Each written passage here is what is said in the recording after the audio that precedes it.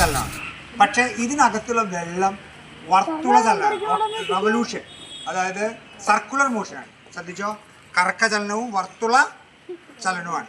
വർത്തുള ചലനത്തിലാണ് വെള്ളം, വായുവും വെള്ളവും, ഇതിനകത്തുള്ള വായുവും വെള്ളവും വർത്തുള ചലനത്തിലും, ഈ സ്പ്രിംഗ്ലർ കറക്ക ചലനത്തിൽ, റൊട്ടേഷണൽ മോഷൻ.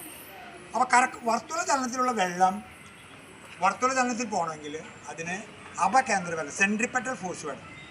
ഇതിനകത്ത് സെൻട്രിപെറ്റൽ ഫോഴ്സ് ഇല്ലാതെ വരികയും വലിച്ചു കുടിക്കുന്ന പോലെ അന്തരീക്ഷ മർദ്ദം കൊണ്ട് വെള്ളം മുകളിലോട്ട് വരും.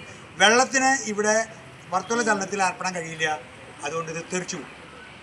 ആ തെറിക്കിലാണ് നിങ്ങൾ വർത്തുള ചലനത്തിലുള്ള വസ്തു കല്ല് കെട്ടി നമ്മൾ കറക്കി കഴിഞ്ഞാൽ, കല്ല് വിട്ട് കഴിഞ്ഞാൽ തെറിക്കില്ലേ, അതേപോലെ വെള്ളം ഇവിടെ തെറിക്കണം. അങ്ങനെയാണ് ഇത് വാട്ടർ സ്പ്രിംഗ്ലറായി മാറുന്നത്.